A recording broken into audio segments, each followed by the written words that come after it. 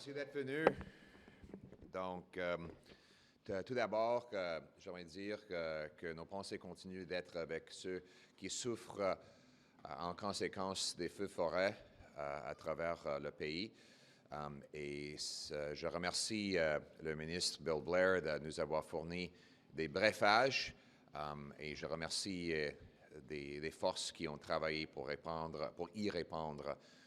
Les conservateurs revendiquent que le gouvernement agrandit les capacités de répondre aux feux de forêt. Nous avons besoin de davantage de ressources pour le faire, davantage d'avions et de pompiers. Les syndicats des pilotes avaient déjà averti les gouvernements de tout niveau de la nécessité d'avoir davantage de pilotes. Donc, il nous faut un plan d'action national pour agrandir nos capacités de répondre à ces feux forêts pour l'avenir, tout en reconnaissant que beaucoup de ces ressources sont provinciales. Le gouvernement fédéral peut bien coordonner ça et peut avoir davantage de ressources au niveau national. J'ai avec moi mon ministre fantôme d'urgence nationale, Dane Lloyd, qui sera disponible pour répondre à ces genres de questions. Hier, j'ai prononcé un discours de 4 heures afin d'empêcher le déficit, le budget inflationniste et déficitaire de Justin Trudeau qui menace la sécurité économique des Canadiens. Depuis que M. Trudeau a introduit son budget, on a de nouvelles informations très, très graves. Premièrement, le Fonds monétaire international a dit que le Canada est le pays le plus à risque pour une crise de défaut hypothécaire. Deuxièmement, l'inflation est encore à la hausse, quelque chose que le premier ministre a dit n'allait jamais arriver. Et troisièmement, il y a eu une augmentation dans les taux d'intérêt. Il y a 2 billions de dollars de dettes pour les familles canadiennes. En fait, les dettes des familles canadiennes sont plus grandes que notre économie en entier. Si ces gens-là, qui ont ces grandes hypothèques, doivent payer une augmentation de 3 ou 4 % dans leur hypothèque au cours des prochains 3 ans, il peut y avoir une crise hypothécaire massive. C'est un vrai risque. Je m'en inquiète beaucoup. Et évidemment, comme futur premier ministre, c'est moi qui va devoir gérer cette catastrophe. Le premier ministre devrait reconnaître qu'il y a une vraie crise qui s'en vient pour les gens qui ont ces hypothèques. Il doit avouer que le budget qui ajoute un autre 60 milliards de dollars de l'inflation, ça veut dire 4 200 $ pour chaque famille canadienne, ça n'a pas de bon sens. Ça risque une crise financière. Donc, aujourd'hui, je lui dis, M. Trudeau, retirez votre budget. Annulez vos vacances d'été. Mettre le Parlement au travail pendant l'été pour réécrire le budget. Un budget qui éliminera les déficits afin de réduire l'inflation et les taux d'intérêt et annuler tous les hausses de taxes que vous promettez de mettre sur les épaules des Canadiens. Nous, les conservateurs, sommes prêts à travailler pendant tout l'été pour réécrire le budget, un nouveau budget qui va éliminer le déficit, qui va annuler toutes les augmentations de taxes. Ce n'est pas une question partisane. Il faut mettre à côté les considérations partisanes et travailler pour éviter cette crise grave qui s'en vient pour les gens qui ont ces hypothèques.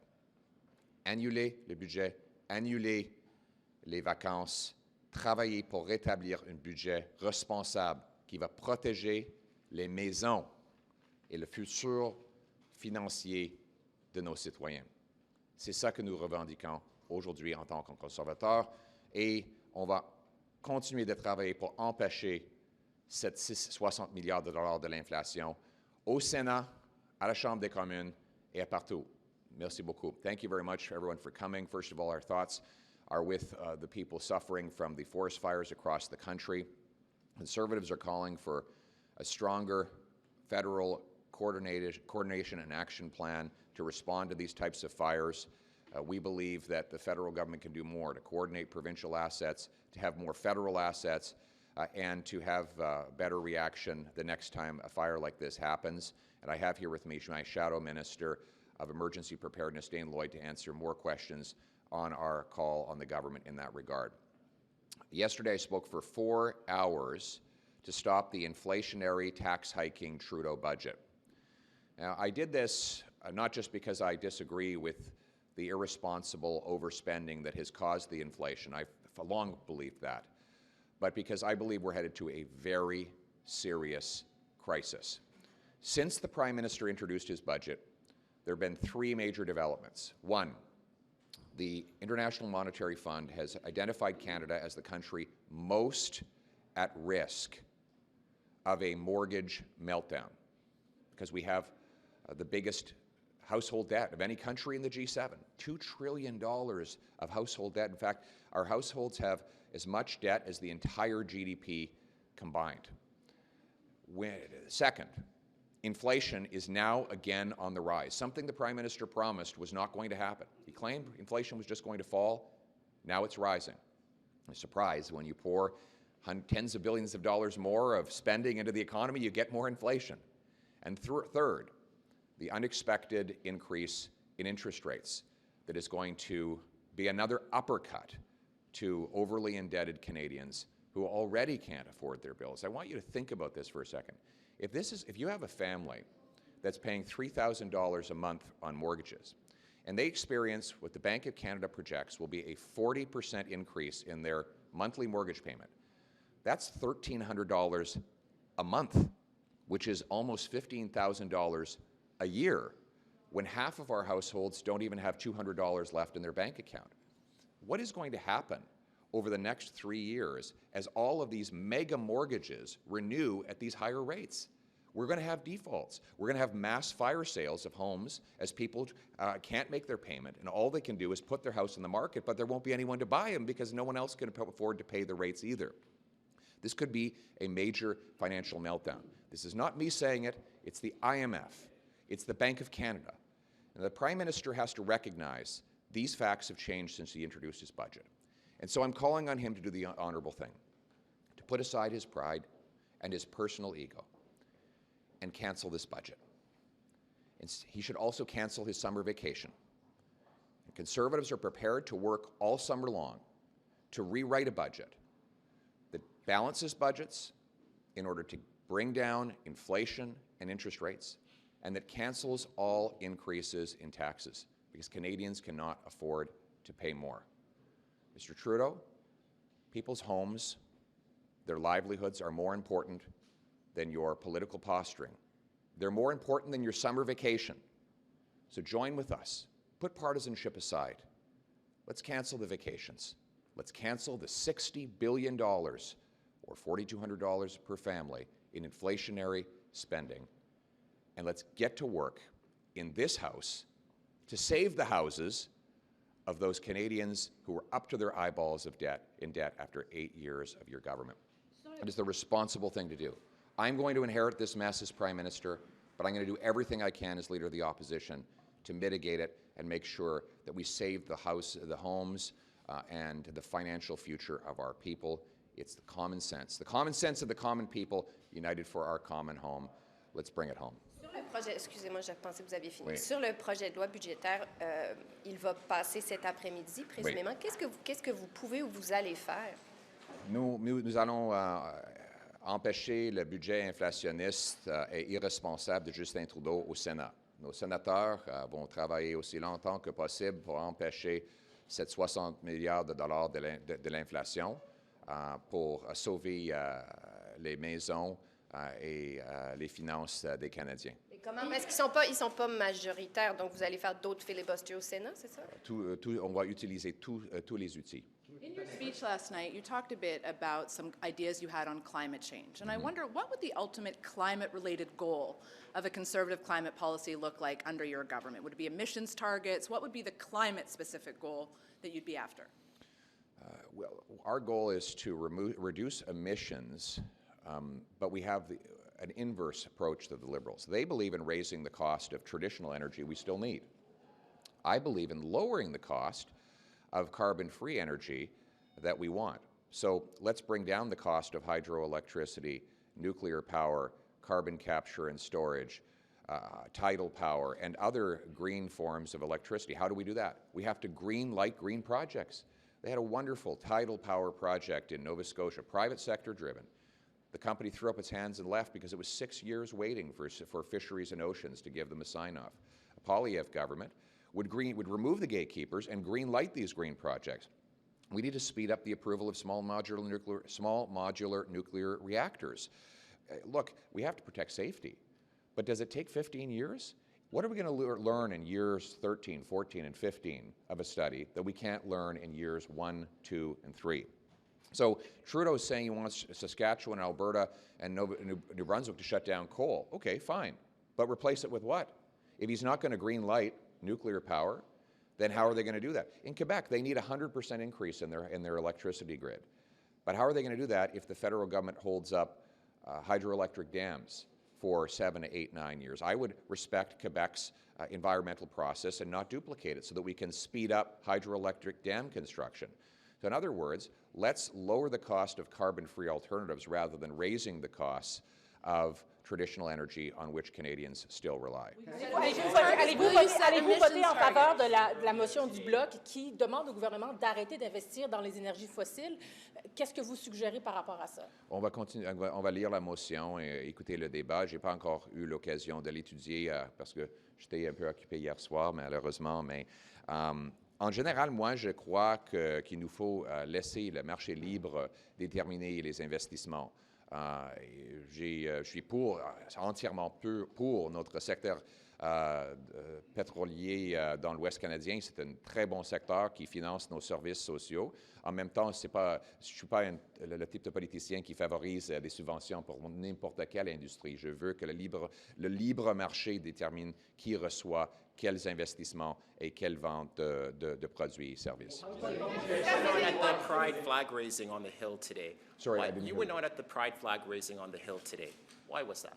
I was working last night until midnight fighting against inflation and interest rate hikes, and that was my focus, and that's going to continue to be my focus. Is that against you? Are you acknowledging now this thought of you wanting to work all summer long in the House of Commons? Is this an acknowledgement that your demands on the government and your filibuster-type speech last night was not successful? It was very successful in appealing to the common sense of the common people. Unfortunately, we don't have a prime minister with a lot of common sense. So, I'm going to continue to work on convincing Justin Trudeau that you can't pour $60 billion of new inflationary spending on an economy that already has high inflation and interest rates, but rather we need a plan to balance the budget, to bring down inflation and interest rates, and to end all of his plans for tax increases. Two very simple demands. Now, the Prime Minister needs to cancel his vacation. I know he loves to vacation. He's probably the Prime Minister most in love with vacations of any Prime Minister we've ever had. In fact, I'm going to be making a contact with the Guinness Book of World Records to find out if there's any other politician in the history of the world who has vacationed as much as him. But could he not cancel his summer vacation to fight the inflation that he has caused in our country? Could he not put the mortgage payments of ordinary Canadians ahead of his tan or his surfing lessons? I think he could, and that's why we're saying, Justin Trudeau, cancel the surfing, get back to work, get into this House so that we can save the houses of hardworking Canadians by bringing down inflation and interest rates. Last question.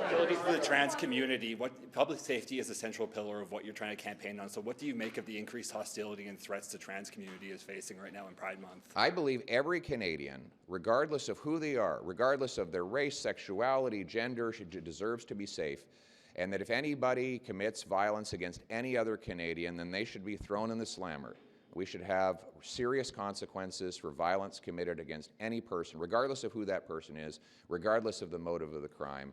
And that's why we have to do away with Trudeau's catch-and-release system, which allows repeat violent reoffenders back out on the street to do harm to other people. That does not make sense. I'll bring in a common-sense criminal justice reform that will protect every single Canadian. Let's bring home safety. Thank you very much.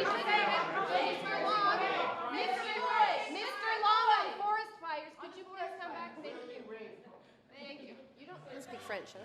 No, okay, I have a great love of the French language, okay. but I'm not fluent. It's okay, it's fine.